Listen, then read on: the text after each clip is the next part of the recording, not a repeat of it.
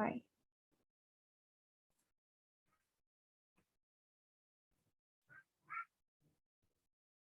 Oke, kita kemarin terakhir bahas sampai uang ya. Kita udah belajar tentang penawaran dan permintaan. Jadi di sini kita lanjut bahas tentang uang. Oh iya, kita ulas lagi sedikit untuk penawaran. Di sini untuk penawaran, jika semakin kecil harganya, maka permintaannya semakin meningkat. Oh, terbalik deh untuk permintaan. Jika semakin kecil harga barangnya, maka semakin besar permintaannya. Lalu untuk penawarannya, untuk penawaran, jika semakin tinggi harganya, maka semakin tinggi pula produksinya. Gitu. Oke. Kita lanjut untuk ke uang. Nah, pengertian uang. Uang itu udah pasti dijadikan untuk alat jual beli ya. Kalau zaman dulu, zaman dulu itu dikenal dengan istilah barter. Jadi barang diganti dengan barang. Jadi belum ada uang. Nah, uang sendiri masuk ke Indonesia itu karena masa kolonial penjajahan. Karena dijajah dan bangsa Portugis dan Belanda ini dia mengeluarkan uang untuk sistem pembayaran. Nah, nanti akan kita bahas. Cuma sekarang kita bahas untuk pengertian uang dulu. Nah, di sini syarat-syarat untuk dijadikannya uang. Yang pertama, harus diterima oleh umum. Jadi, uang ini dalam bentuk fisiknya harus bisa diterima oleh seluruh masyarakat umum. Jadi, kalau misalkan ada yang menolak menggunakan uang, ya mau nggak mau dia harus menggunakan. Kalau jumlah orang yang setuju itu jauh lebih banyak dibandingkan jumlah orang yang tidak setuju. Terus mempunyai nilai yang stabil dari waktu ke waktu. Maksudnya dari mempunyai nilai yang stabil artinya si uang yang kita pakai ini tuh dia terus berguna. Jadi seterusnya. Jadi nggak cuma saat ini aja, tapi seterusnya itu juga berguna. Dan untuk nilai tukarnya itu tetap sama. Gitu. Terus mudah dibawa dan disimpan. Jadi bentuknya harus kecil ya, nggak boleh besar-besar banget. Bayangin kalau kalian punya duit, ukurannya gede banget. Segede kertas HVS. Wah, itu ditekuknya pasti banyak banget ya. Ya kan? Nah, terus tahan lama. Nah, tahan lama ini maksudnya adalah untuk jenis kertas yang dipakai untuk pembuatan uang. Tuh, untuk mata uang rupiah sendiri dia menggunakan kertas ya. Kenapa memilih kertas? Karena kertas itu kalau ditekuk-tekuk dia masih aman-aman aja dibandingkan dengan jenis-jenis yang lain itu. Jadi bukan 100% kertas tapi ada campuran plastik sama campuran apa gitu aku lupa. Karena kebiasaan orang Indonesia adalah sering melipat uang di dalam kantong. Kalau kalian lihat orang-orang bule atau orang-orang luar negeri sana, mereka kalau pergi kemana-mana itu selalu bawa dompet. Kalaupun mereka nggak bawa dompet, uang yang mereka bawa itu tuh nggak dilipat-lipat berkali-kali, guys. Kalau kita kan biasanya dilipat 2, dilipat 3, 4, bahkan sampai kecil-kecil banget. Kalau uang orang negeri sana tuh mereka tuh nggak dilipat kayak kita. Paling kalau dilipat cuma lipat 2 gitu. Karena untuk memilih bahan uang sendiri tuh disesuaikan dengan gaya hidup masyarakatnya sendiri gitu. Karena orang luar negeri nggak biasa menekuk uang, jadinya dipilihlah jenis-jenis bahan tertentu yang disesuaikan sama kegiatan mereka sehari-hari. Oke, terus yang mudah dibagi-bagi tanpa mengurangi nilai. Nah, jadi nilainya tetap sama. Kalau 10.000 ya udah tetap 10.000. Kalau 20.000 ya udah tetap 20.000. Nggak mungkin kan kita bawa uang 10.000 terus begitu kita belanjain ke warung nilainya jadi berkurang, jadi 5.000 atau 2.000 kayak gitu. Terus jumlahnya dapat memenuhi kebutuhan masyarakat serta tidak mudah dipalsukan. Nah, uang ini harus ada ciri khasnya, harus ada ciri tertentu atau fisik tertentu yang nggak mudah dipalsukan. Karena kalau gampang dipalsukan, otomatis banyak orang-orang yang berlomba-lomba buat membuat uang tersebut. Jadi, buat apa sih bekerja? Oh, gue bisa bikin uang gitu. Nah, terus untuk sejarah uang. Uang pada zaman sekarang berbeda dengan zaman dulu. Nah, seperti yang aku bilang ya, kalau zaman dulu itu sistemnya barter. Nah, sistem pertukaran antara barang atau jasa dengan barang atau jasa lainnya ini disebut barter. Akibat sulitnya untuk menemukan kesamaan keinginan dalam pertukaran barang, dengan sistem barter, maka dipergunakanlah uang sebagai alat pembayaran yang sah dan diterima dengan sukarela. Jadi zaman dulu itu kalau barter gini, kalian punya beras di rumah, tapi kalian nggak punya minyak, kalian pengen beli minyak, terus kalian barter sama orang yang punya minyak. Nah, kalau orang yang punya minyak yang nggak butuh beras, kalian nggak bisa barter, jadi nggak bisa terjadi transaksi. Gitu. Jadi kelemahan barter adalah kesulitannya ya seperti itu. Jadi harus menyesuaikan keinginannya antara keinginan orang yang barter sama orang yang barter yang lainnya. Tuh. Pada zaman dahulu, uang tidak seperti pada saat sekarang yang berbentuk koin dan kertas. Dulu, orang sempat menggunakan kerang, garam, dan lain sebagainya dalam melakukan transaksi ekonominya. Jadi, untuk kerang sendiri, ini biasanya digunakan pada zaman purba ya. Nah, zaman purba itu dulu, orang-orangnya sudah mengenal uang. Cuma sistem pembayarannya adalah dengan kerang. Jadi misalkan jenis kerang yang ini nilainya segini, jenis kerang yang itu nilainya segitu. Jadi tergantung jenis kerangnya. Terus garam, nah ini juga sama. Untuk kualitas garamnya semakin bersih semakin mahal. Terus jumlah garamnya semakin banyak juga semakin mahal, semakin tinggi nilainya. Gitu. Nah, pada masa sekarang, uang umumnya dapat berupa uang kertas dan uang logam, serta sesuatu yang dianggap setara dengan uang. Contohnya seperti cek, giro, surat berharga, dan sebagainya.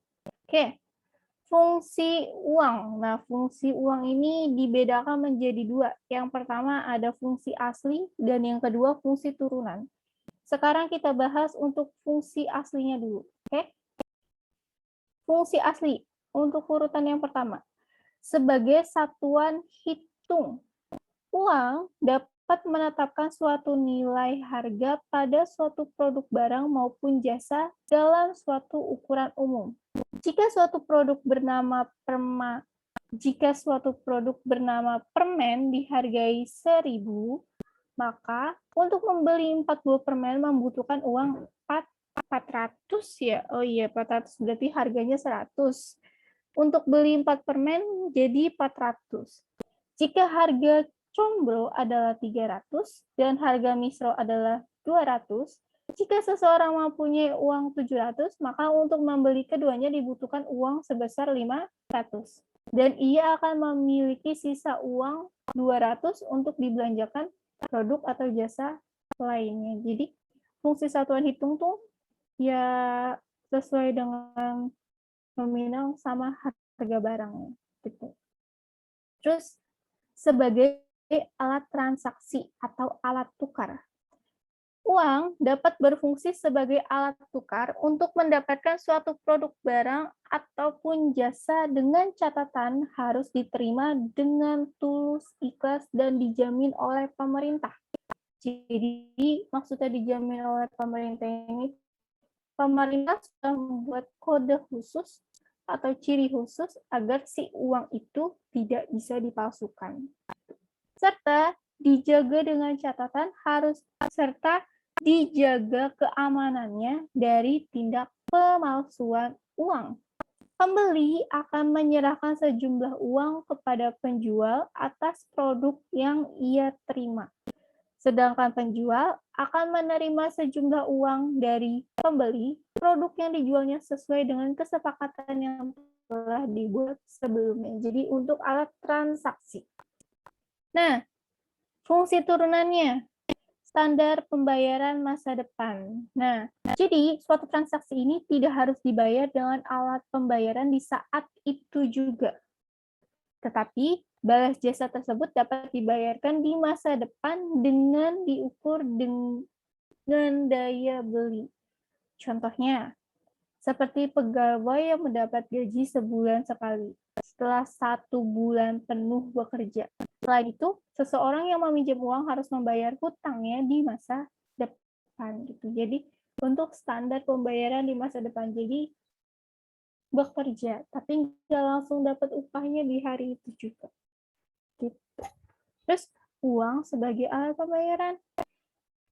Misalnya untuk pembayaran hutang atau membayar rekening listrik atau membayar pajak dan membayar uang sekolah. Jadi bukan yang berupa barang, tapi ini berupa jasa. Oke. Terus di sini uang sebagai alat untuk menabung. Nah, ini udah pasti ya untuk ditabung. Terus uang sebagai pemindah kekayaan. Maksudnya di sini adalah uang yang kita punya, kita pakai untuk membeli tanah. Nah, tanah itu sebagai tabungan untuk kita di masa depan. Atau tanah itu akan dibangun rumah. Jadi kalian mau bangun rumah di tanah itu. Jadi inilah fungsi uang sebagai pemindah kekayaan. Atau juga misalkan kalian beli emas. Nah, uang itu ditukarkan dengan emas. Nah, emas ini untuk investasi. Gitu. Lalu ada uang sebagai pembentuk atau penimbul kekayaan. Nah, ini nilainya sama ya. Nilainya sama kayak yang poin D. Terus, uang sebagai alat pendorong kegiatan ekonomi. Jadi, si uang ini dapat merangsang seseorang untuk melakukan kegiatan ekonomi. Jadi, selama ini semua orang bekerja adalah untuk mendapatkan uang. Nah, uang tersebut digunakan untuk memenuhi kebutuhan hidupnya sehari-hari. Gitu. Oleh karena itu, uang berfungsi sebagai alat pendorong kegiatan ekonomi masyarakat. Oke. Lalu di sini ada jenis-jenis uang.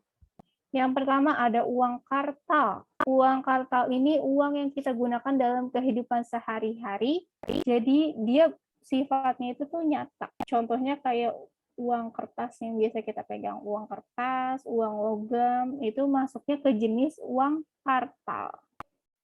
Lalu uang giral. Nah, uang giral ini biasanya dia dalam bentuk rekening bank. Jadi uangnya ada, tapi secara fisik kita nggak bisa pegang. Contohnya itu kayak cek, biljet, giro, ataupun uang tabungan kita yang ada di rekening bank. Gitu. Ini masuknya ke uang giral. Kalau uang kartal berarti secara fisik bisa kita pegang. Terus di sini ada perbedaan uang kartal dan uang giral. Oke, untuk uang kartal yang pertama, merupakan alat pembayaran yang sah untuk umum. Kedua, setiap orang harus menerima dan berlaku memaksa. Ketiga, beredar di seluruh lapisan masyarakat. Empat, tidak mengandung risiko karena dijamin oleh negara dan diterima secara langsung. Selanjutnya ada uang giral. Yang pertama, bukan merupakan alat pembayaran yang berlaku untuk umum. Umum boleh menolak dan sifat berlakunya tidak memaksa, hanya beredar di kalangan tertentu. Jika terjadi sesuatu dengan bank, risiko ditanggung sendiri. Seperti itu. Nah, terus untuk nilai uang. Oke. Nilai uang bisa dibedakan menjadi 2. Oke. Di sini yang pertama, dibagi 3 deh. Ada nilai nominal, nilai intrinsik, sama nilai real. Oke. Untuk nilai nominal berarti nilai yang tertera atau tertulis pada setiap mata uang yang bersangkutan. Contohnya, di uang 50.000 berarti ada angka 50.000. Maka nilai nominalnya ya udah 50.000. Terus ada nilai intrinsik. Nilai intrinsik ini nilai bahan yang digunakan untuk membuat uang. Contohnya, untuk membuat uang kertas 50.000 diperlukan kertas dan bahan lainnya seharga 3.000. Maka nilai intrinsik uang tersebut adalah 3.000. Gitu. Jadi nilai bahan untuk membuat uangnya. Nah, dilihat dari penggunaannya, nilai uang dibedakan menjadi nilai internal dan nilai eksternal. Oke. Untuk nilai internal uang. Nilai internal uang adalah daya beli uang terhadap barang dan jasa. Contoh, dengan uang 5.000, kalian dapat membeli sebuah buku tulis. Maka nilai internal uang 5.000 tersebut adalah sebuah buku tulis. Jadi sesuai dengan harga dari barangnya. Oke, untuk nilai eksternal uang. Nilai eksternal uang adalah nilai uang dalam negeri jika dibandingkan dengan mata uang asing yang lebih dikenal dengan kurs. Kurs ada dua macam, yaitu kurs jual dan kurs beli. Kurs jual adalah kurs yang berlaku apabila bank menjual valuta asing. Jadi si bank ini tuh menjual mata uang asing. Menjual mata uang asing. Sedangkan kurs beli adalah kurs yang berlaku apabila bank membeli valuta asing. Jadi si bank ini membeli uang asing. Contoh, kalian dapat menukarkan uang kurs yang berlaku apabila bank membeli valuta asing. Oke? Misalkan si kalian ini mau menukarkan uang 9.000 dengan $1 Amerika. Oh, kalau sekarang $1 Amerika itu sekitar 14.000 berapa ratus gitu ya, aku lupa. Bank ini melayani penukaran valuta asing, jadi melayani penukaran mata uang asing. Dalam hal ini, nilai kurs rupiah terhadap dolar Amerika Serikat berarti $1 adalah 14.000 sekian untuk $1. Oke. Berarti rupiah ini termasuk lemah ya dibandingkan mata uang negara lain yang ada di Asia Tenggara. Ya, lalu ada nilai real. Nilai real uang adalah nilai yang dapat diukur dengan jumlah barang dan jasa yang dapat ditukar dengan uang itu. Contohnya, jika uang 1.000 dapat ditukar dengan 1 gelas minuman teh, maka dapat dikatakan bahwa nilai real uang 1.000 adalah segelas minuman teh. Jadi nilai real ini dengan nilai internal uang di ini sama. Oke. Lalu kita ke motif. Motif seseorang membutuhkan uang. Yang pertama untuk motif transaksi, udah pasti ya, karena sekarang ini kalau untuk transaksi kita membutuhkan uang. Oke, untuk uang ada yang ditanyakan sebelum kita masuk ke perkembangan masyarakat, kebudayaan, dan pemerintahan pada masa kolonial Eropa. Artinya kita udah masuk ke penjajahan. Nggak ada yang ditanyain, berarti kita langsung belajar aja ya. Oke, faktor yang mendorong kedatangan bangsa Eropa ke Indonesia. Oke,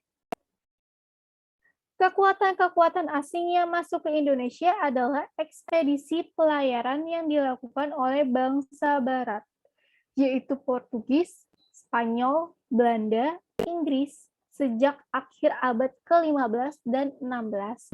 Yang sering disebut abad penjelajahan samudra. Oke, jadi si Portugis, Spanyol, Belanda, dan Inggris itu tuh mereka itu baru menemukan kapal. Kapal ya, jadi kapal yang punya layar gitu loh. Jadi mesinnya itu masih pakai batu bara. Nah, jadi si kapal ini baru pertama kali ditemukan. Nah, jadi si Portugis, Spanyol, Belanda, dan Inggris tuh mereka berlomba-lomba untuk membuat kapal tersebut. Nah, untuk mengetes si kapal ini berfungsi dengan baik atau enggak, mereka kan melakukan pelayaran. Di tengah pelayaran itu, mungkin karena ada yang kehabisan bahan bakar atau hanya untuk rehat sejenak, mereka akhirnya singgah di negara-negara yang akhirnya mereka jajahi. Oke, gitu ya singkatnya. Lalu kita lanjut. Faktor yang mendorong bangsa-bangsa Eropa menjelajahi samudra. Oke, maksudnya penjelajahan samudra, jadi karena dia ini baru menemukan kapal, terus untuk menguji coba si kapalnya, ya udah ketika si kapalnya sudah oke, akhirnya ditemukanlah kompas. Nah, karena ditemukannya kompas, jadi mereka ini juga melakukan pelayaran untuk menjelajahi semua lautan, semua samudra. Jadi mereka mau tahu di luar negara mereka, di luar tempat mereka tinggal, itu ada apa aja. Itu mereka mau tahu. Intinya gitu. Nah, terus kita lanjut. Bukan untuk penjelajahan samudra aja. Jadi sebenarnya ini faktor kedatangan bangsa Eropa ke Indonesia ini juga ada yang didorong oleh untuk menemukan pusat rempah-rempah baru. Jadi setelah kota Konstantinopel, jadi kota Konstantinopel itu sekarang letaknya ada di Turki ya, ada di negara Turki. Kota Konstantinopel ini jatuh ke tangan kerajaan Islam. Nah, karena jatuh ke tangan kerajaan Islam, mereka ini gengsi, nggak mau beli rempah-rempah di tangan kerajaan Islam. Tuh. Jadi mereka memutuskan untuk mencari tempat rempah-rempah baru.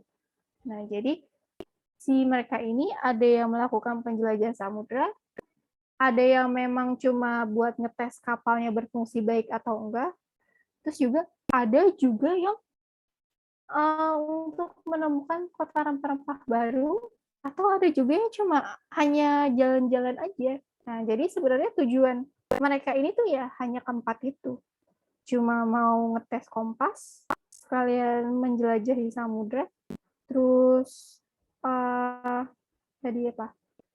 Menemukan pusat rempah-rempah baru, hanya untuk jalan-jalan aja. Jadi dia mau tahu di luar negara mereka itu ada apa, terus sama untuk mengetes apakah kapalnya berfungsi dengan baik atau tidak. Gitu. Nah, terus di tengah perjalanan mereka akhirnya singgah, entah itu singgah untuk mengisi bahan bakar atau hanya untuk istirahat. Oke, kita lanjut ke kisah perjalanan Marco Polo. Ini pada tahun 1254 sampai 1324. Si Marco Polo ini seorang pedagang dari Venesia, Italia ke Cina yang dituangkan dalam bukunya yang berjudul Book of Various Experience, mengisahkan tentang keajaiban dunia atau Imago Mundi. Terus jatuhnya kota Konstantinopel, ibu kota Romawi Timur, ke tangan Kesultanan Turki. Kesultanan Turki ini tuh kerajaan Islam yang tadi aku sebut ya. Tahun 1453 menyebabkan terputusnya hubungan dagang ke dunia timur. Bangsa Barat berusaha mencari jalan sendiri ke pusat rempah-rempah di Asia. Jadi pusat rempah-rempah itu dulu hanya ada di kota Konstantinopel. Jadi karena gengsi, mereka nggak mau. Mereka nggak mau melakukan perdagangan di kota ini. Karena wilayah mereka sudah dikuasai oleh Kesultanan Turki. Akhirnya mereka mencari tempat rempah-rempah baru. dan yang akhirnya ditemukan di Indonesia. Gitu. Terus adanya semangat penaklukan terhadap orang-orang yang beragama Islam serta daerah-daerah kekuasaan yang dimiliki kerajaan-kerajaan Islam. Oke. Semangat penaklukan ini misalnya dilakukan oleh Spanyol, yaitu Ratu Isabella yang membiayai penjelajahan samudra oleh Columbus tahun 1492 untuk mencari jalan ke barat. Jadi tujuan si Ratu Isabella ini membiayai anak buahnya untuk melakukan pelayaran adalah untuk menyebarkan agama Kristen. Jadi agama Kristen itu memang adanya dari bangsa Eropa. Terus berkembangnya teknik pelayaran dan penemuan kompas. Nah, ini sama seperti yang tadi aku bilang. Kompas dapat berfungsi untuk menemukan arah dan posisi laut. Mereka menciptakan kapal yang lebih mudah dan lebih cepat digerakkan dengan memperbaiki konstruksi kapal serta memadukan layar yang berbentuk segitiga dengan tali temali persegi. Lalu penemuan Kopernikus yang didukung oleh Galileo Galilei menyatakan bahwa bumi ini bulat.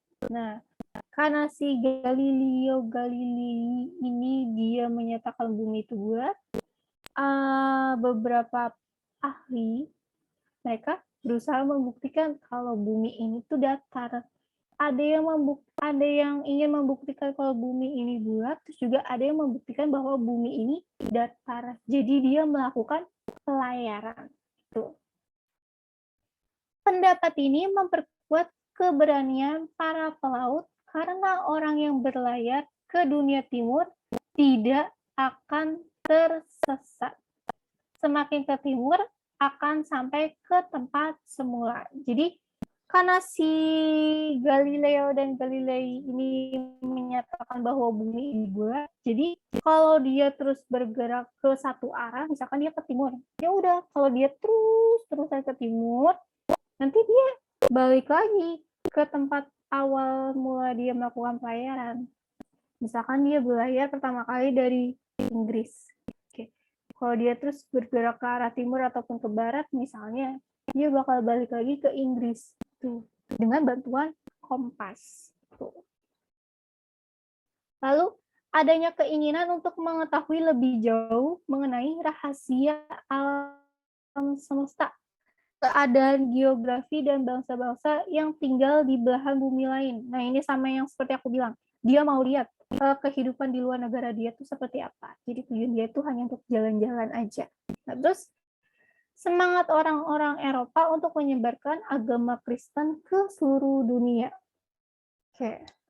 Ini sama seperti yang dilakukan Ratu Isabella ya. Nah, selanjutnya kita ke periode penjelajahan samudra. Di sini ada penjelajahan bangsa Portugis. Oke. Pelopor penjajahan Portugis adalah Pangeran Henry. Dia ini seorang pelaut tahun 1394 sampai 1460 yang sampai di pantai barat Afrika. Dan mereka menemukan emas di Afrika. Pada tahun 1487, Bartolomeus Dias mencapai ujung Afrika Selatan yang disebut Tanjung Harapan. Penjelajahan ini lalu diteruskan oleh Vasco da Gama tahun 1497 sampai 1499 dan sampai di Goa atau yang sekarang disebut India. Dari India, para penjelajah kembali ke Lisabon atau Lisboa dengan membawa barang dagangan yang sangat berharga. Jadi si Pangeran Henry ini dia sampai di pantai Afrika Barat, sampai di bagian barat Afrika, lalu dia menemukan emas. Nah, dia nggak sengaja menemukan emas. Jadi awalnya dia nggak sengaja tuh singgah di Afrika. Entah singgah untuk istirahat ataupun isi bahan bakar ya. Karena di sini tidak dijelaskan. Nah, saat dia singgah, dia menemukan emas. Dia bilang ke kerabatnya atau teman-temannya kalau di Afrika ini ada emas. Nah, karena dia bilang akhirnya dia membawa teman dan kerabatnya untuk ke Afrika. Jadi akhirnya si Afrika itu juga dijajah gitu. Jadi Afrika tuh juga pernah dijajah loh guys. Nah terus si Vasco da Gama ini dia ini mendarat di India. Nah di India itu kan terkenal dengan barang dagangannya ya, kayak Gucci seperti itu. Nah orang-orang sana itu suka sama Gucci gitu. Jadi mereka bawa barang-barang dagangan yang mereka anggap sebagai barang berharga. Terus untuk penjelajahan bangsa Spanyol. Jika Portugis menjelajah ke selatan lalu ke timur, lain halnya dengan bangsa Spanyol yang berlayar ke arah barat. Dasar penjelajahan kedua bangsa tersebut adalah kesepakatan atau perjanjian Tordesillas tahun 1492. Setelah Spanyol dan Portugis sepakat meminta restu Paus untuk menyebarkan ajaran agama Katolik ke seluruh dunia. Tuh. Jadi antara si Inggris, Spanyol, dan Portugis ini, dia ini udah diatur arahnya kemana aja. Misalkan si Portugis ke sana, si Spanyol ke sini, terus si Inggris ke situ. Nah, jadi tujuan mereka mengelilingi seluruh dunia ini adalah pertama adalah untuk sekalian menyebarkan ajaran agama Katolik. Gitu.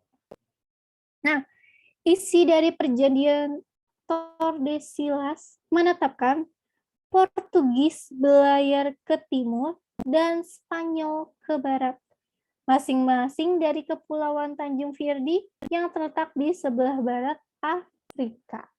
Jadi si Afrika ini kan ditemuin sama si Pangeran Henry yang dia menemukan tambang emas. Nah, akhirnya mereka berpusat di Afrika bagian barat. Makanya dimulai dari Afrika bagian barat. Karena waktu pertama kali singgah, mereka langsung menemukan emas. Jadi terpaculah keinginan untuk mencari tempat lain dengan hasil yang jauh lebih banyak. Tuh. Oke. Para penjelajah samudra yang berasal dari antara lain Columbus dan Magelhaens atau Magellan.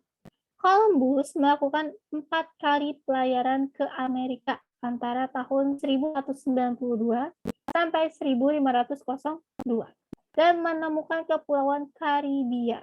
Sampai ia wafat, pulau-pulau yang pernah didaratinya seperti Haiti, Jamaika, Puerto Rico, Kuba, Dominika, dan Honduras diyakini sebagai India. Jadi Honduras ini India.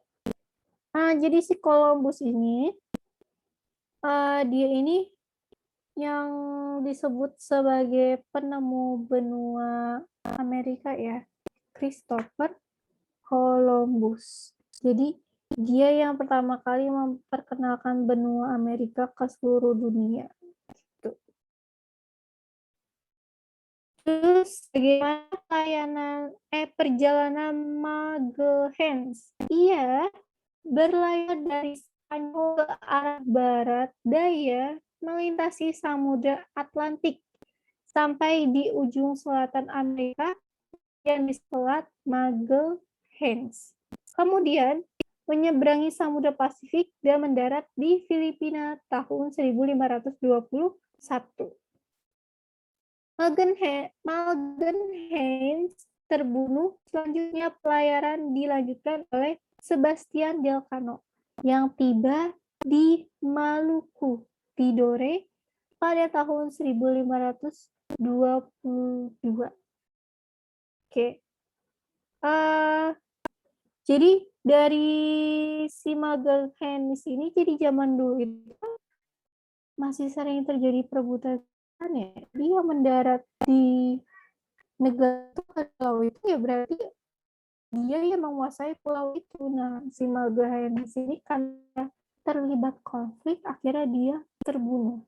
Nah, untuk menggantikan tugasnya si Magalhães, digantikanlah Sebastian Elcano. Nah, si Sebastian Elcano ini dia mendarat di Maluku. Maluku ini ada di Pulau Sulawesi. Karena si Sebastian Elcano ini dia berlayar dari Samudra Atlantik menuju ke Samudra Pasifik. Oke, dari pelayaran Magalhães berpengaruh bagi dunia ilmu pengetahuan. Yang pertama, dia membuktikan bahwa bumi itu bulat. Terus, dia juga membuktikan Samudra Pasifik ini sangat luas. Lalu, dia juga memberi gambaran bahwa bumi ini lebih besar dibandingkan dengan yang selama ini dipercaya orang. Oke. Untuk menghindari permusuhan antara kedua negara tersebut, maka diperbaharuilah perjanjian Tordesillas menjadi perjanjian Saragossa pada tahun 1521. Jadi antara si Portugis sama si Spanyol, dia berselisih untuk negara yang akan dijajahi. Nah, akhirnya dibuatlah perjanjian Saragossa. Isinya, yang pertama, daerah kekuasaan dan pelayaran Portugis adalah dari Brasilia ke timur sampai Halmahera, Maluku. Lalu Spanyol berkuasa atas Meksiko ke barat terus sampai Filipina. Jadi Amerika ini juga dijajah oleh Portugis, sama seperti Indonesia. Lalu ada penjelajahan bangsa Belanda. Pada tahun 1580, Portugis diduduki oleh Spanyol. Sementara itu, Belanda terlibat perang kemerdekaan melawan Spanyol. Jadi, Belanda ini tuh juga pernah dijajah oleh si Portugis. Jadi, si Belanda ini tuh juga pernah dijajah sama si bangsa Portugis. Nah, karena si Portugis sama Spanyol berselisih, akhirnya si Portugis kalah. Nah, si Spanyol menggantikan jajahan si Portugis. Jadi, si Belanda ini dijajah 2 kali oleh Portugis dan Spanyol. Nah, terus si Belanda ini akhirnya memperjuangkan kemerdekaannya pada tahun 1868 sampai 1648. Kurang lebih hampir 50 tahun sampai 70 tahun ya. Si Belanda ini memperjuangkan kemerdekaannya. Terus oleh Spanyol, para pedagang Belanda tidak diizinkan membeli rempah-rempah yang berpusat di Lisabon. Oke, setelah kota Konstantinopel runtuh, bukan runtuh ya, jadi jatuh ke tangan Kesultanan Turki. Si Spanyol ini menemukan pusat rempah-rempah baru di Lisabon, tapi di Lisabon ini ternyata masih kurang lengkap. Nah, karena si Belanda akhirnya merdeka dari Spanyol, dari jajahannya si Spanyol buat peraturan, si Belanda tidak diizinkan membeli rempah-rempah di Lisabon, karena Lisabon ini masuk ke dalam wilayah jajahan Spanyol. Nah, akhirnya si para pedagang Belanda ini berusaha mencari sendiri pusat rempah-rempahnya. Nah, akhirnya dia melakukan penjelajahan ke dunia timur karena wilayah barat itu sudah dikuasai oleh si Kesultanan Turki. Itu. Terus para petualang Belanda beruntung karena mereka memperoleh informasi dari perjalanan bangsa Portugis ke Asia dan Indonesia dari Jan Huygens van Lieshoten, seorang penjelajah Belanda yang ikut pelayaran Portugis. Nah, jadi ada orang Belanda yang ikut pelayaran Portugis. Nah, si Portugis ini karena pernah singgah di Indonesia, akhirnya dia ngasih info nih sama pemerintah Belanda. Oh, ada nih di Indonesia, dia punya rempah-rempah. Nah, akhirnya si Belanda melakukan perjalanan ke Indonesia. Nah, terus dia juga menulis buku yang berjudul Itinerario Voyage of the Six Pioneers after Portuguese Indians. Artinya catatan perjalanan ke timur atau Hindia.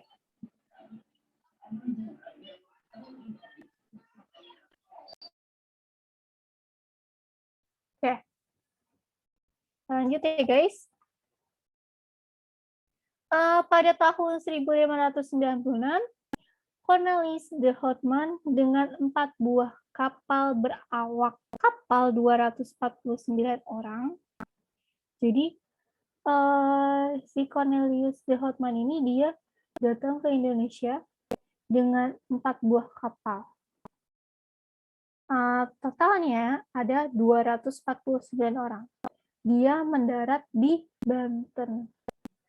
Terus kehadiran Belanda di Nusantara mengawali penjajahan di Indonesia ditandai dengan terbentuknya VOC pada tahun 1602.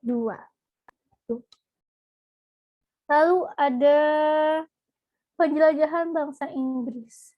Nah, Inggris merupakan bangsa Eropa yang paling banyak memiliki daerah jajahan, yaitu benua Amerika bagian utara, Australia, Afrika, maupun Asia. Banyak banget. Pokoknya yang paling banyak dijajah itu sama bangsa Inggris. Oke. Jajahan Inggris di Asia terutama adalah India dan semenanjung Malaysia. Jadi Malaysia ini tuh Malaysia, Brunei, Singapura, mereka ini dijajah oleh bangsa Inggris. Bangsa Inggris mendirikan perusahaan dagang bernama AEC atau East India Company pada tahun 1600 yang bermarkas di Kalanta, India. Pengaruh Inggris di Indonesia berupa pemerintahan Raffles pada tahun 1811 sampai 1816.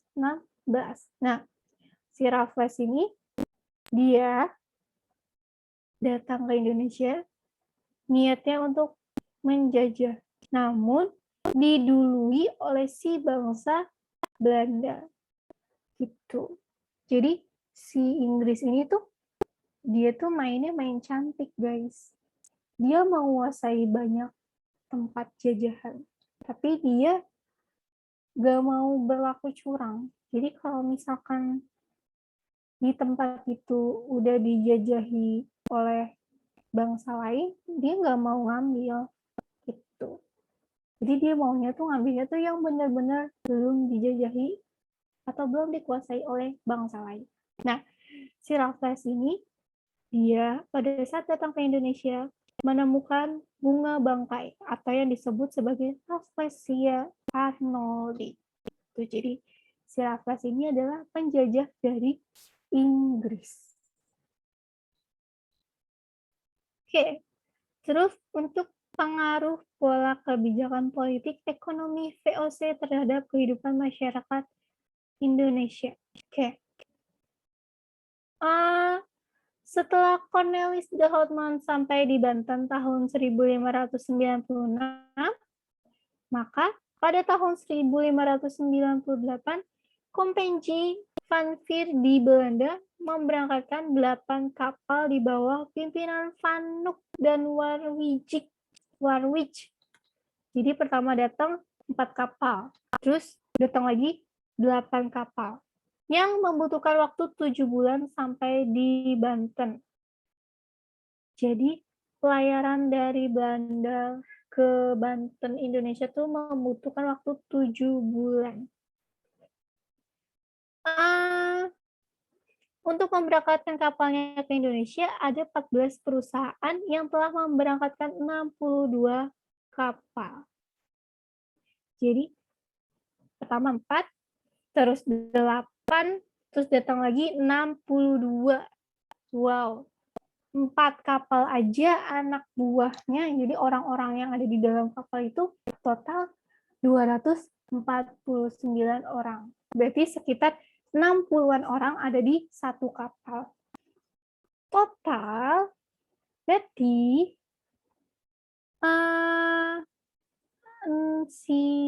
ditambahkan berarti 4 tambah 8 tambah 62. Total 74 ya. 74-an. 74 dikali 60. Wow. Banyak banget orang-orang ya. Oke. Oke, kita cerita dulu ya. Awal mula penjajah datang ke Indonesia. Oke. Jadi si Belanda ini dia berniat untuk menemukan pusat rempah-rempah baru karena dia dilarang membeli rempah-rempah yang ada di kota Lisabon. Nah, karena ada satu anak buah kapal orang Belanda yang pernah ikut penjelajahan bangsa Portugis, kira dia kasih informasi kalau ternyata di Indonesia ada yang jauh lebih lengkap dibandingkan di kota Lisabon. Oke. Kira mereka datang. Pertama, mereka datang dengan 4 kapal. Oke. Jadi si bangsa Portugis ini kan pertama kali mendarat ada dia di Maluku, di Kepulauan Sulawesi. Lalu si Portugis datang lagi, dia mendarat di Pulau Kalimantan. Nah, si Belanda karena dia sudah tahu rutenya, karena dia sudah tahu jalannya, jadi dia enggak hanya singgah di Sulawesi dan Kalimantan, tapi dia makin masuk jalan ke dalam dan singgahlah di Banten atau yang disebut sebagai Batavia. Jadi dulu tuh Banten dan Jakarta itu disebutnya sebagai Batavia. Itu. Jadi akhirnya tempat si Belanda singgah ini dijadikan pelabuhan. Oke. Terus untuk asal-usul Johan van Oldenbarnevelt dibentuklah sebuah perusahaan yang disebut Verenigde Oost-Indie atau yang biasa disebut VOC. Pada tanggal 20 Maret 1682. Tujuan pembentukan VOC tidak lain adalah menghindari persaingan antar pengusaha Belanda serta mampu menghadapi persaingan dengan bangsa lain, terutama Spanyol dan Portugis sebagai musuhnya. Nah, kepemimpinan VOC dipegang oleh dewan yang beranggotakan 17 orang yang berkedudukan di Amsterdam. Oleh pemerintah Belanda, VOC diberi oktrooi atau hak istimewa. Yang pertama, hak istimewanya adalah dianggap sebagai wakil pemerintah Belanda di Asia, memonopoli perdagangan, mencetak dan mengedarkan uang sendiri, mengadakan perjanjian, menaklukkan perang dengan negara lain, menjalankan kekuasaan kehakiman, pemungutan pajak, memiliki angkatan perang sendiri, mengadakan pemerintahan sendiri. Jadi, karena si orang-orang VOC ini diberi hak istimewa layaknya seorang presiden untuk mengelola sebuah negara, kira ke-17 orang ini bertindak seenaknya. Jadi tujuan awal pemerintah Belanda ini adalah hanya untuk menemukan pusat rempah-rempah aja gitu. Jadi bukan untuk menguasai seluruhnya. Jadi karena si ke-17 orang ini serakah, akhirnya dia melakukan tindakan-tindakan pemerasan yang sangat-sangat keji untuk orang Indonesia. Terus untuk melaksanakan kekuasaannya di Indonesia, diangkatlah jabatan Gubernur Jenderal VOC. Antara lain, yang pertama ada Peter Bot. merupakan Gubernur Jenderal VOC pertama yang memerintah pada tahun 1610 sampai 1619 di Ambon. Lalu ada Jan Pieterszoon Koen merupakan Gubernur Jenderal kedua yang memindahkan pusat VOC dari Ambon ke Jayakarta atau Batavia karena letaknya strategis di tengah-tengah Nusantara, memudahkan pelayaran ke Belanda. Tuh. Jadi Nusantara itu tuh nama lain Indonesia. Zaman dulu itu nama Indonesia itu Nusantara. Jadi nama Indonesia sendiri diambil dari salah satu kantor pos yang didirikan oleh Belanda. Jadi nama kantor posnya adalah Indonesia. Itu juga asal muasal nama Indonesia.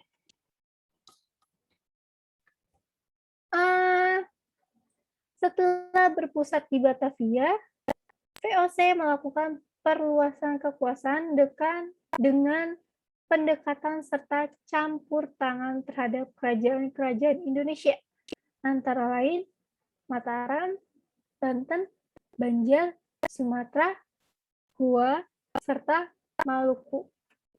Akibat hak monopoli yang dimilikinya, VOC memaksakan kehendaknya sehingga menimbulkan permusuhan dengan kerajaan-kerajaan di Nusantara. Jadi, si VOC ini niatnya untuk kerjasama. Nah, si kerajaan-kerajaan yang ada di Indonesia ini, karena dia bertemu dengan orang asing, nah, terus si orang asing ini membawa teknologi yang baru pertama kali dia lihat, dia menganggap si orang asing ini tuh sebagai tuannya dia. Jadi dia mengistimewakan orang asing. Tuh, jadi tujuan si raja-raja di Indonesia, raja-raja yang ada di Indonesia ini mendekati orang asing ini adalah untuk belajar agar bisa mendapatkan kemajuan teknologi yang dimiliki oleh si bangsa Belanda. Tuh, jadi tujuannya gitu. Akhirnya terjadilah kerjasama. Nah, setelah tahu kalau si VOC sistemnya memaksa dengan keji, akhirnya si Raja Indonesia ini nggak mau kan, karena dia nggak mau akhirnya mereka berdua berselisih. Tuh, makanya terjadi pemberontakan.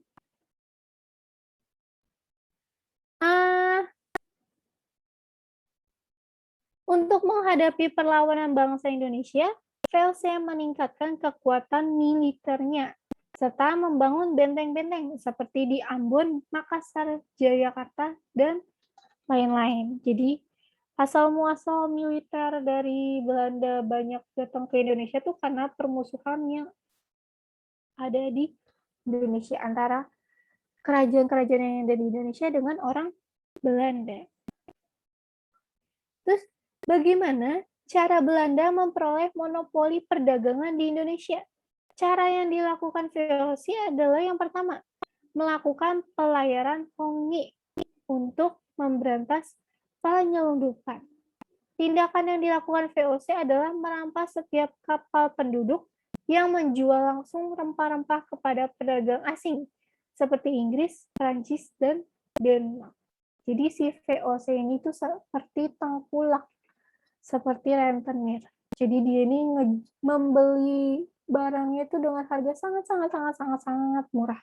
Jadi banyak warga Indonesia, masyarakat Indonesia yang menyelundupkan barang dagangannya. Jadi dia menjualnya itu dengan menyelundupkan langsung ke bangsa asing. Nah, kalau ketahuan sama pemerintah Belanda, sama orang Belanda, barang itu akan disita, langsung diambil, dan akan langsung dijadikan hak milik Belanda.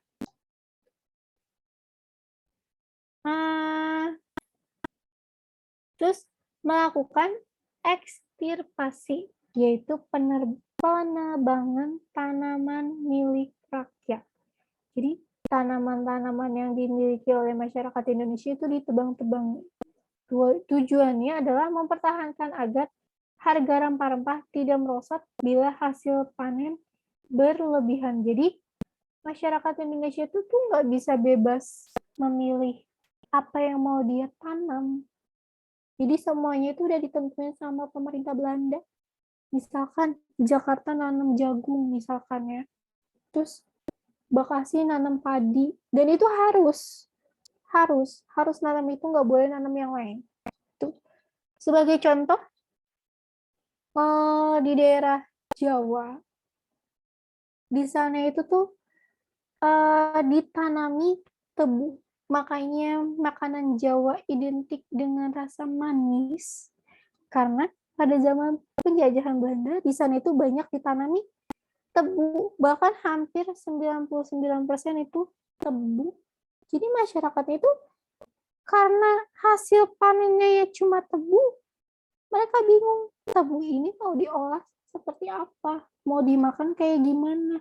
Nah, akhirnya masyarakatnya berpikir keras dan membuat inovasi makanan. Makanya masakan Jawa identik dengan rasa manis karena asal-muasalnya dari zaman penjajahan. Oke, terus perjanjian dengan raja-raja setempat, terutama yang kalah perang, wajib menyerahkan hasil bumi yang dibutuhkan VOC dengan harga yang ditetapkan VOC. Jadi kerajaan-kerajaan yang kalah melawan Belanda, mereka ini wajib menyetorkan hasil tanamannya, hasil pertaniannya ke VOC. Terus juga rakyat wajib menyerahkan hasil bumi sebagai pajak yang disebut dengan istilah kontinjenan. Nah, kalau kalian suka lihat drama-drama kolosal zaman-zaman kerajaan, di situ kan suka ada perebutan paksa ya. Perebutan paksa beras-beras milik keluarga. Nggak cuma beras, tapi sayur mayur juga.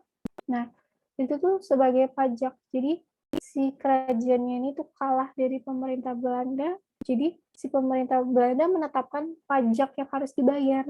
Nah, akhirnya si raja ini ngambil pajaknya itu dari warganya, dari masyarakatnya. Gitu. Jadi, di drama kolosal itu juga ada sisi positifnya ya. Jadi, kita bisa belajar tentang kehidupan zaman dulu. Terus, seiring dengan perubahan permintaan dan kebutuhan di Eropa dari rempah-rempah ke tanaman industri, yaitu kopi, gula, dan teh, pada abad ke-18, VOC mengalihkan perhatiannya untuk menanam ketiga jenis barang komoditi tersebut. Misalnya tebu di Muara Angke, sekitar Batavia, serta kopi dan teh di daerah Periangan. Dalam melaksanakan pemerintahan, VOC banyak mempergunakan tenaga bupati. Sedangkan bangsa Cina dipercaya untuk pemungutan pajak serta cara menyewakan desa untuk beberapa tahun lamanya. Jadi di Indonesia sendiri nggak cuma ada Belanda, tapi juga ada bangsa Cina. Nah, cuma si Cina ini dia pinter. Dia melakukan kerjasama sama si pemerintah Belanda. Oke, bagaimana perkembangan VOC selanjutnya? Nah, pada pertengahan abad ke-18, VOC mengalami kemunduran karena beberapa sebab, sehingga dibubarkan. Oke, yang pertama, banyak pegawai VOC yang curang dan korupsi.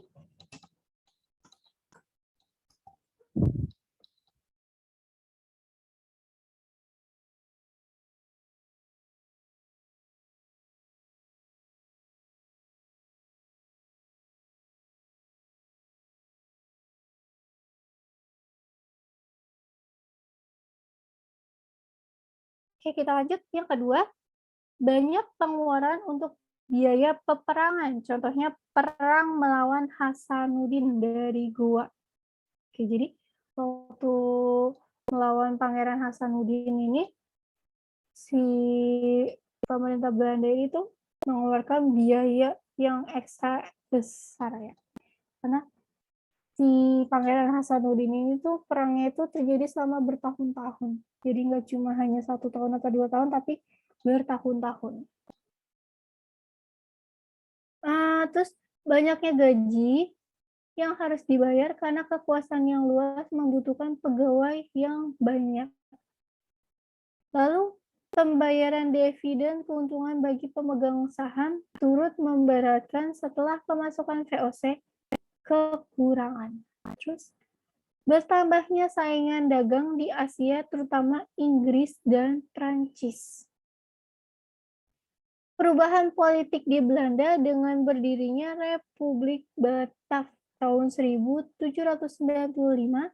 yang demokratis dan liberal menganjurkan perdagangan bebas. Oke, berdasarkan alasan di atas, VOC dibubarkan pada tanggal 31 Desember 1799 dengan utang 136,7 juta gulden dan kekayaan yang ditinggalkan berupa kantor dagang, gudang, benteng, kapal, serta daerah kekuasaan di Indonesia. Oke. Terus kita lanjut. Karakteristik kolonialisme yang dilaksanakan oleh Portugis, Belanda, dan Inggris di Indonesia. Yang pertama, untuk kebijakan pemerintah kolonial Portugis. Kekuasaan Portugis di Maluku berlangsung cukup lama, sekitar tahun 1512 sampai 1641, 1,5 abad. Si Portugis menjajah Indonesia di Maluku. Kebijakan-kebijakan yang dipraktikkan selama itu sangat berpengaruh terhadap kehidupan masyarakat Indonesia. Berikut berbagai kebijakan pemerintah kolonial Portugis.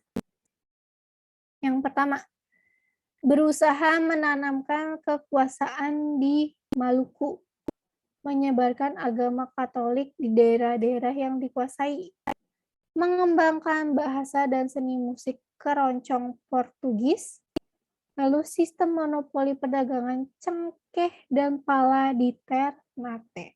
Jadi makanya di Maluku sana banyak yang beragama non dan banyak yang kelihatan kayak orang-orang asing, kayak misalkan orang-orang Arab, orang-orang Cina, atau orang-orang Belanda kayak Portugis gitu, karena zaman dulu tuh Portugis dan orang-orang asing itu banyak yang menetap di Pulau Kalimantan dan Pulau Sulawesi. Gitu. Nah, keroncong sendiri sebenarnya bukan kesenian asli Indonesia, tapi dari Portugis. Gitu.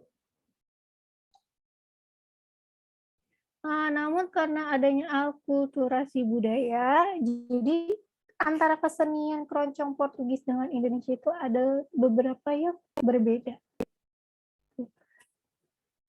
Dengan kebijakan ini, petani Ternate tidak lagi memiliki kebebasan untuk menjual atau menentukan harga hasil panennya. Mereka harus menjual hasil panennya hanya kepada Portugis dengan harga yang ditentukan oleh Portugis. Akibatnya, petani sangat dirugikan dan Portugis memperoleh keuntungan yang sangat besar. Pengaruh dari kebijakan ini ternyata tertanam pada rakyat Indonesia, khususnya rakyat Maluku. Ada yang bersifat negatif, ada yang bersifat positif. Berikut ini berbagai pengaruh yang ditimbulkan dari kebijakan-kebijakan Portugis. Yang pertama, terganggu dan kacaunya jaringan perdagangan. Kedua, banyaknya orang-orang yang beragama Katolik di daerah penduduk Portugis. Ketiga, rakyat menjadi miskin dan menderita. 4.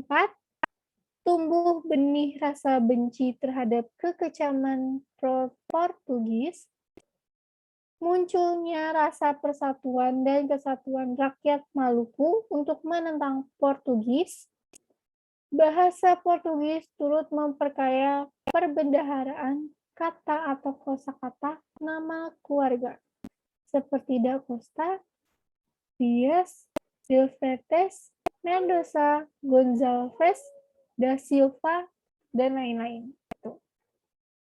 Terus, seni musik keroncong yang terkenal di Indonesia sebagai peninggalan Portugis adalah keroncong Morisco. Banyak peninggalan arsitektur yang bercorak Portugis dan senjata api meriam di daerah pendudukan. Jadi di daerah jajahan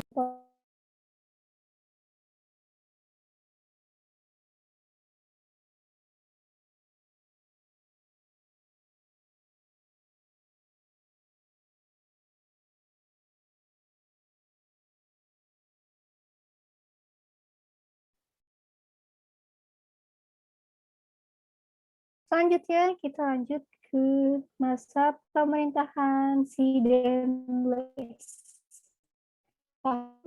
1808 sampai 1811. Ya, pada masa Demles berkuasa, Prancis bermusuhan dengan Inggris dalam perang koalisi di Eropa.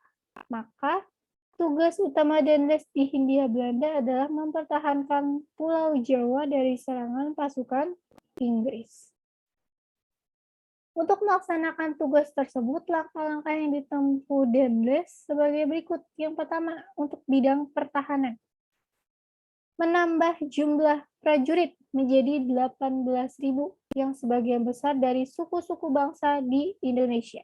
Jadi, orang Indonesia itu banyak yang dipaksa untuk berperang untuk mempertahankan wilayah kekuasaan si Belanda. Lalu, membangun benteng di beberapa kota dan pusat pertahanannya, contohnya di Kalijati dan di Bandung. Lalu membangun armada laut dan pelabuhan armada dengan pusat di Surabaya. Membangun jalan raya dari Anyar sampai Panarukan kurang lebih 1.000 km yang diselesaikan dalam waktu 1 tahun dengan kerja paksa atau rodi. Di setiap 7 km dibangun pos jaga. Oke. Lalu untuk bidang keuangan, mengeluarkan mata uang kertas. Nah, di sini pertama kali mata uang kertas ada di Indonesia adalah pada masa pemerintahan si Demles.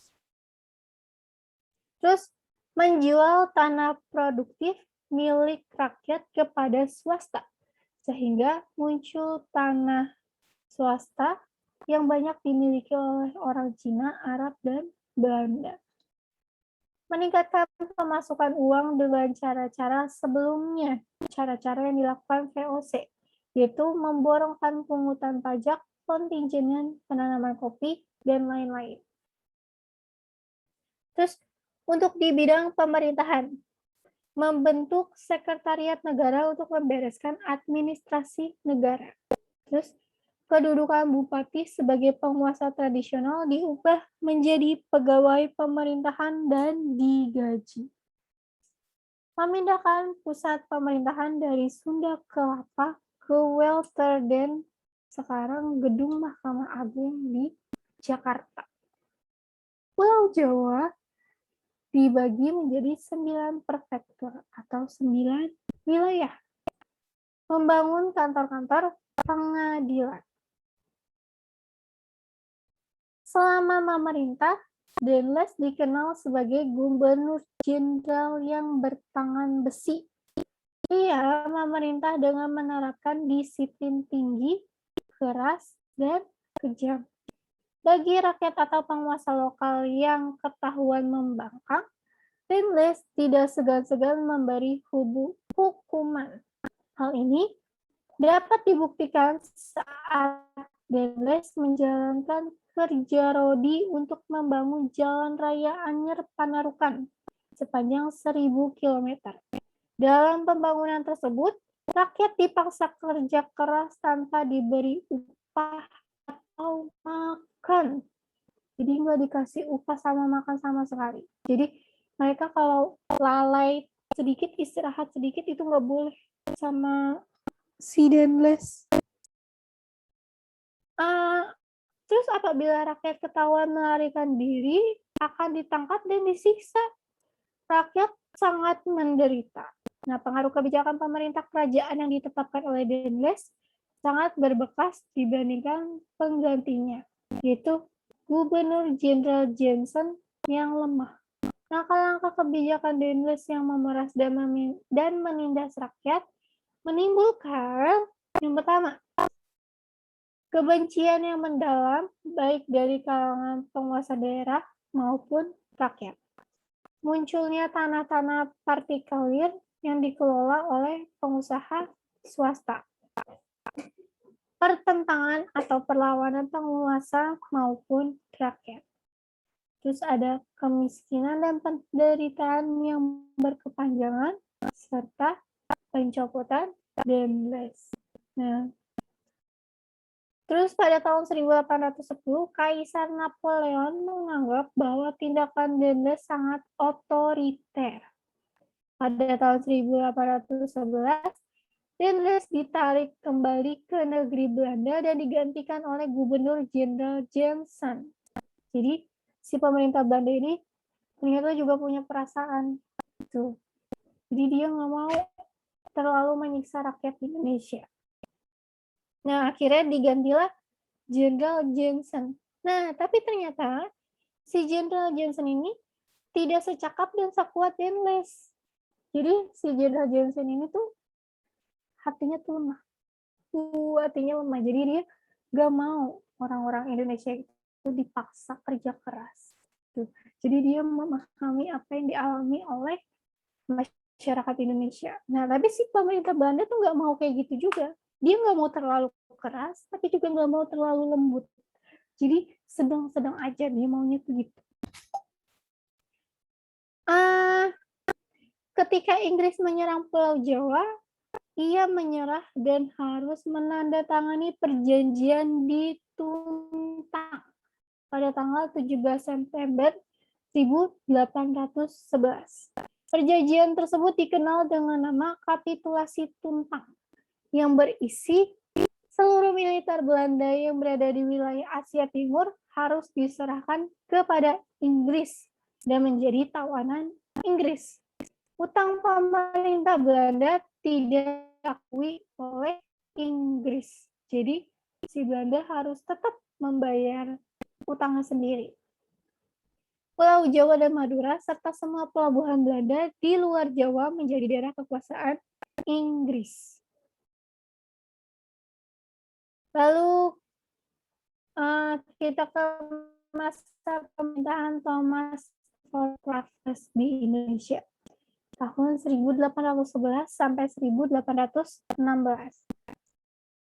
Terus pada tahun 1811, pimpinan Inggris di India, yaitu Lord Moito memerintah Thomas Stamford Raffles yang berkedudukan di Penang, Malaysia, untuk menguasai Pulau Jawa dengan mengerahkan 60 kapal Inggris. Berhasil menduduki Batavia pada tanggal 26 Agustus 1811. Pada tanggal 18 September 1811, Belanda menyerah melalui kapitulasi Tuntang. Jadi ternyata si Inggris ini juga pernah menjajah Indonesia, walaupun hanya sebentar. Tuh. Isi kapitulasi Tuntang sendiri pertama Pulau Jawa dan sekitarnya dikuasai Inggris. Semua tentara menjadi tawanan Inggris dan orang Belanda dapat dijadikan pegawai Inggris. Nah, pemerintah Inggris di Indonesia dipegang oleh Raffles. Dia diangkat sebagai mantan gubernur dengan tugas pemerintahan dan peningkatan perdagangan dan keamanan. Tindakan Raffles selama pemerintah di Indonesia. Yang pertama, membagi Pulau Jawa menjadi 8 keresidenan menjadi 18 wilayah. Mengangkat bupati menjadi negeri yang praktikan sistem juri dan pengadilan Inggris, melarang adanya perbudakan, membangun pemerintahan di Istana Bogor. Jadi Istana Bogor ini adalah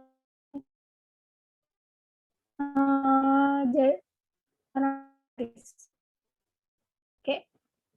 Di bidang perekonomian dan keuangan, melakukan sistem sewa tanah.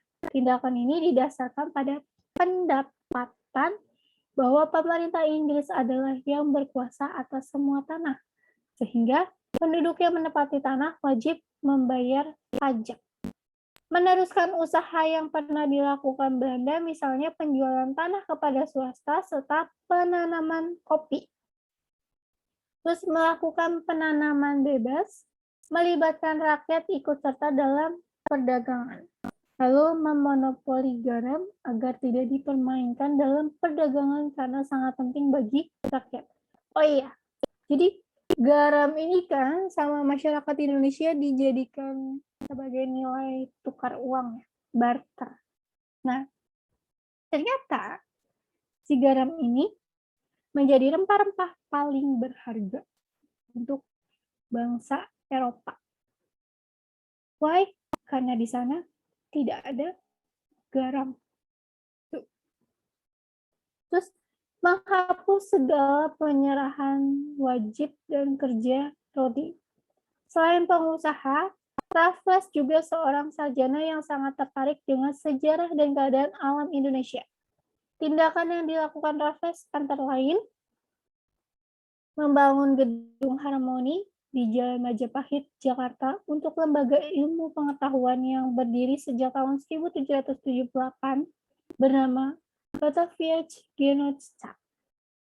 Lalu menyusun sejarah Jawa berjudul History of Java yang terbit tahun 1817.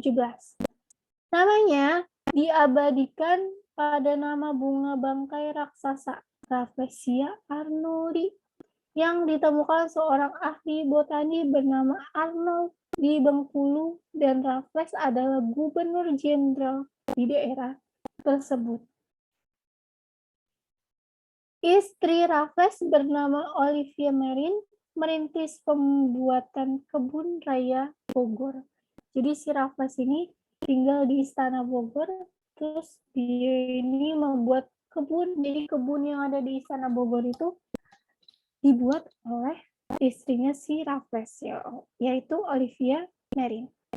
Sedangkan tindakan yang merugikan Indonesia adalah pada masa Raffles, benda-benda purbakala diboyong untuk memperkaya Museum Kalkuta di India. Di antaranya prasasti Airlangga tahun 1042 yang sering disebut Batu Kalkuta. Jadi barang-barang purbakala yang ada di Indonesia tuh semuanya dibawa oleh Raffles. Jadi pemerintahannya ini gak terlalu kejam, cuma ya gitu. Seperti yang aku bilang, Inggris itu main cantik. Mengapa pemerintah Raffles hanya bertahan sampai 1816?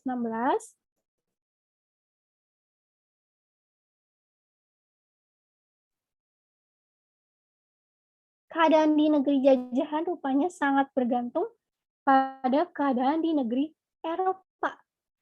Pada tahun 1814, Napoleon Bonaparte kalah melawan raja-raja di Eropa dalam perang koalisi. Untuk memulihkan kembali keadaan Eropa, maka diadakan Konvensi London tahun 1814. Sedangkan antara Inggris dan Belanda ditindaklanjuti. Nah, si Convention London ini berisi Belanda menerima kembali jajahannya yang diserahkan kepada Inggris dalam kapitulasi Kuntang. Nah, si bangsa Indonesia ini baru aja enak, nggak ada Belanda. Karena si Inggris ini ngejajahnya tidak sekejam Belanda. Akhirnya dibalikin lagi ke Belanda. Terus Inggris memperoleh Tanjung Harapan dan Sri Lanka dari Belanda. Oke, jadi Sri Lanka sama Tanjung Harapan. Tanjung Harapan ini ada di Afrika. Ini jadi jajahan si Inggris. Tuh. Jadi dia tukeran wilayah jajahan.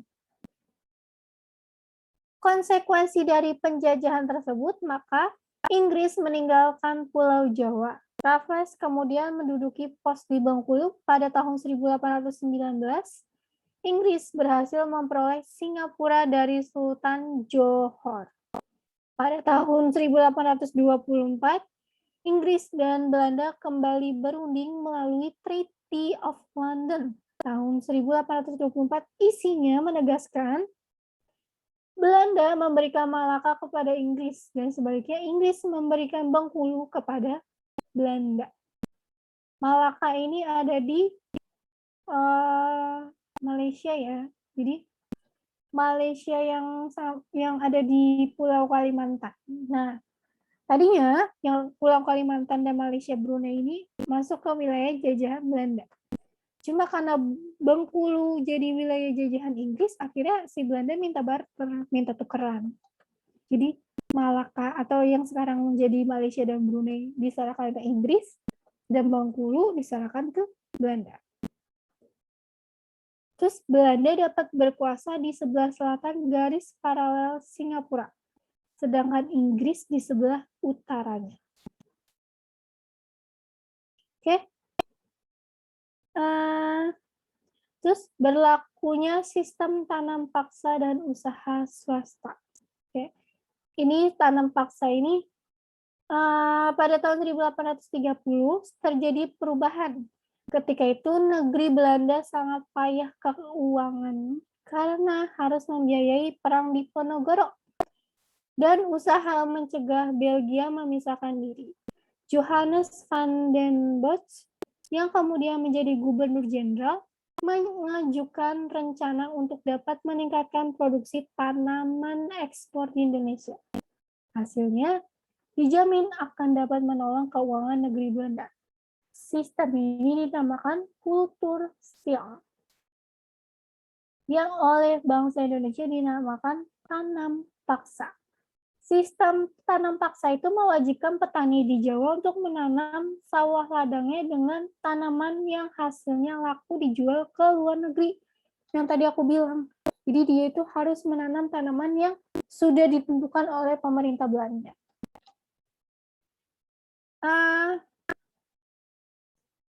Terus diserahkan hasil tanamannya ini secara wajib. Jadi nggak boleh enggak. Nah, terus hasil tanaman paksa ini dikirim ke negeri Belanda. Dan di sana dijual kepada penduduk Eropa dan Amerika. Oke guys, berhubung sudah jam 20.30, kita tutup pertemuan hari ini ya. Oke, Karima sudah masuk belum ya?